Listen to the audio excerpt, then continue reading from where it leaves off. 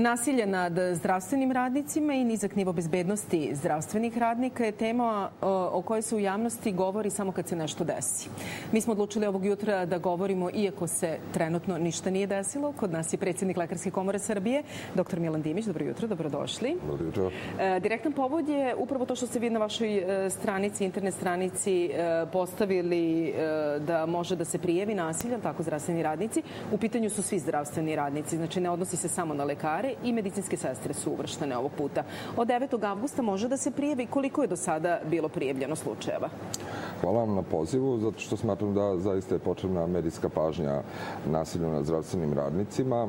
Lekarska komora je zajedno sa Komorom medicinskih sestara, biohemičara, farmaceuta i stomatologa inicirala ovu akciju. Uključeni su zaista svi medicinski i zdravstveni radnici.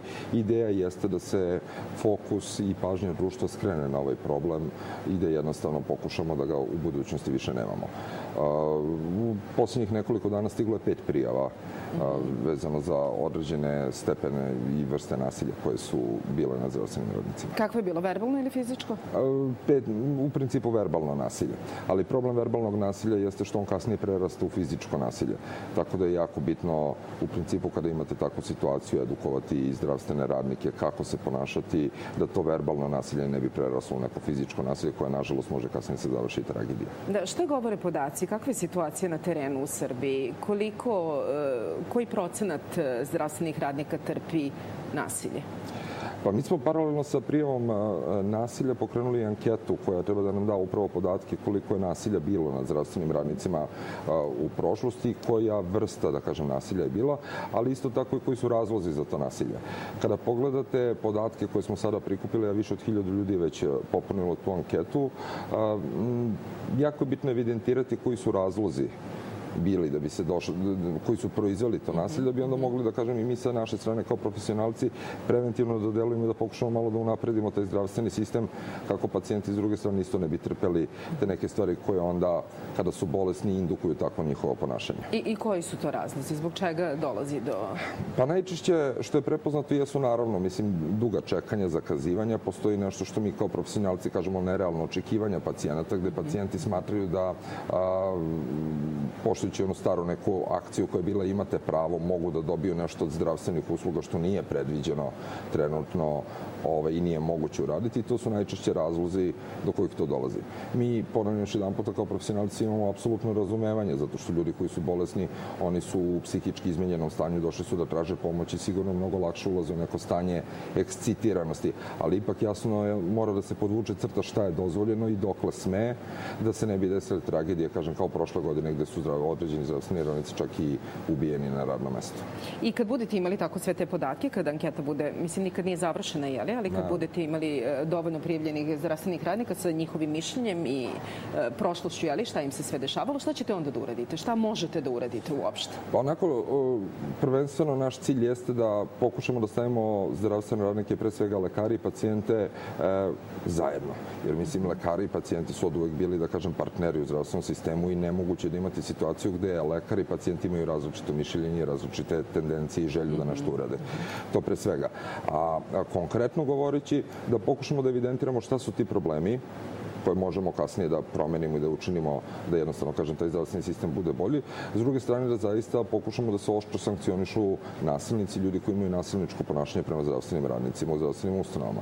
To će konkretno podrazumevati da u slučajima postojanja elemenata neke krivične odgovornosti, uz saglasnost, naravno, kolegije, Lekarska komora preuzme, da kažem, određene pravne procedure i pravne mere prema tom nekome ko je počinio nasilje, da li sada fizičko ili sve druge neke stvari koje su, da kažem, odredba krivičnog zakonika. A kakve su sada odredbe? Da li su dovoljno oštre da se ne primenjuju ili nisu dovoljno oštre? Kakva je situacija što se tiče zakona?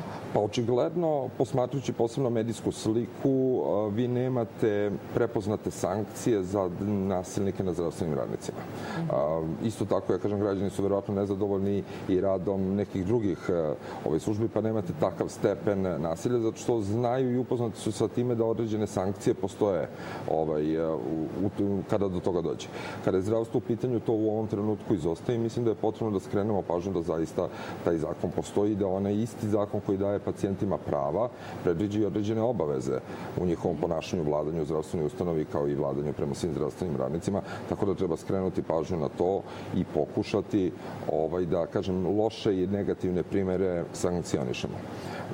Duboko verujem da isto kao što 30.000 lekara, ja uvek kažem svako jutro vredno odlazi na posao i radi posao, ali nažalost medijsku sliku lekarstva u Srbiji čini 15-20 loših primera.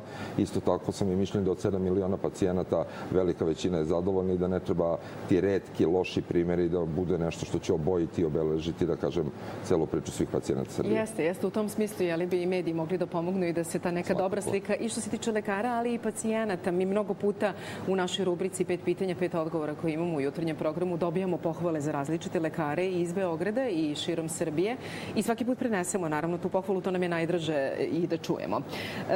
Kada je u pitanju nasilje nad zdravstvenim radnicima, da li je više verbalno ili fizičko? Pretpostavljam da je verbalno to koje je povećano. Da, apsolutno preko 80-90% procenata svog nasilja jeste verbalno nasilje. Manje od 10% tog, da kažem, verbalnog nasilja prerastu u fizičko nasilje, ali smatramo, mislim da je to u principu veliki broj da ne bi trebao da se dogodi. Posebno kad pogledate aspekt i situaciju u kojoj se nalaze te dve strane. S jedne strane lekar koji želi da pomogne pacijentu, s druge strane pacijent koji traži pomoć od tog lekara. Postavlja se pitanje kako te dve osobe uopšte uđu u konflikt. A uđu u konflikt praktično zato što nemaju precizno i dobro definisane međusobne odnose, odnosno jako često pacijenti nisu upoznati sa pravima koja imaju i u tom smislu lekari imaju brojne ograničenja u svom radu koja pacijenti nažalost ne znaju da imaju i to je nešto što treba verovatno rasvetliti kada sam malo pregovorio o tome, imanje prava, imanje obaveza, da se preciznije definišu ta prava i obaveze i onda u principu će biti manji konflikt. Da, ali bi mogli ovako čisto da bi nas, oni koji nas slušaju trenutno i gledaju, da bi shvatili koje su to ograničenja, možda neke jednostavne stvari koje... Na jednostavni primjeri, ajde da kažem, evo iz primarne zdravstvene zaštite, konkretno govoreći od domova zdravlja, vi imate situaciju gde date nekom uput za sekundarni tercijarni nivo, da ode kod lekara specijaliste, dobije određenu terapiju, lekove, vrate se nazad kod vas na propisivanje recepata, a vi to što mu je taj lekar specijalista prepisao u bolnici ne možete da mu prepišete. Zbog čega? Zato što postoji definisana lista RFZO šta od lekova može da se prepiše, šta ne može da se prepiše. A zato ne bi trebao da zna lekar u tercijalnoj ustanovi? Lekar u tercijalnoj ustanovi funkcioniše, da kažem, pod drugačijim okvirima nego lekari, na primjer, u primarnoj zdravstvenoj zaštiti. I jednostavno oni neke te određene informacije vezano za te pravilnike o propisivanju recepate i lekova koji se propisuju na teret RFZO-a nemaju. To, na primjer, je jedan od banalnih načina koji izazivaju, da kažem, koji se dešava i izaziva konflikt. Drugi... Da, i sad da pitam konkretno za taj primjer koji ste dali. Šta onda pacijent da uradi? Da li lekar u primarnoj zdravstvenoj zaštiti može da mu prepiše lek koji jeste na listi? Da. Nije taj, ali je isti, jeli? Može.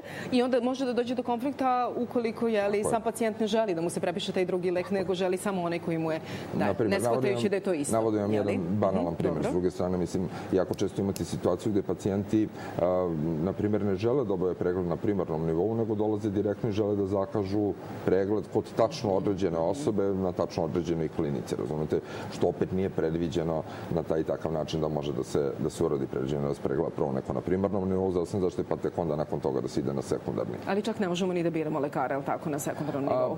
Pa dobro, možete i ne možete, zavisi sad od slučaja do slučaja, ima pravilnik koji definiše. A to su uglavnom, to je kada su u pitanju lekari. Naveo sam najbanalnije razloge, sigurno ima tu jako puno različitih razloga, možete zamisliti samo situaciju koje sigurno imaju kolegi u hitnoj pomoći koji izlaze na teren i prvi dolaze na mesta nesreće, kakve one probleme imaju, pa kolege koji rade u urgentnom centru sa, da kažem, velikim brojem građana koji dolaze direktno s ulice tražeći pomoć. Imate, na primjer, neki red koji treba da sačekati, ljudi ne shvataju često da u urgentnom centru lekari određuju prioritet i ko je prioritetan pacijent da treba da uđe. Onda to dolazi do često nerazumevanja između pacijenata i u čekaonici, da li neko stiglo pre, neko kasnije, a kad je urgentni centar, onda se ne gleda red ko je prvi stigao, nego ko je mene najhitnije. Koji ima urgentnije stanje, da ja moram da priznam da sam prisustvovala jednom događaju.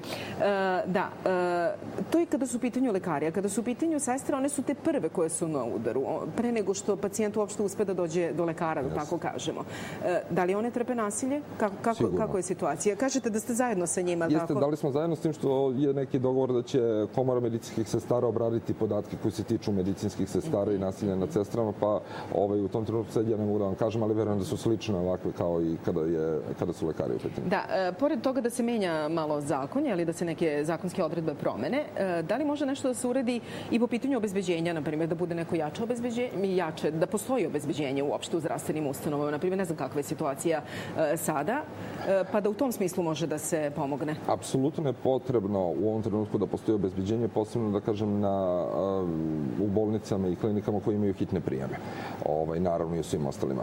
Ali mi kao Lekarska komora duboko verujemo da ćemo uspeti da vratimo neko vreme koje je postojalo pre 20 i više godina, gde neće biti potrebno obezbeđenje da reguliše odnos između lekara i pacijenta. Poštovanje i da se ceni lekar, je li tako? Apsolutno, mislim. Kao i učitelj, kako je bilo nekada? Ne, naravno, a posebno kada pogledate situaciju da naši lekari, ja jesam lekar i verovatno će svi reći to je kolegijalni razgovor, ali zaista mi imamo izuzetne lekare.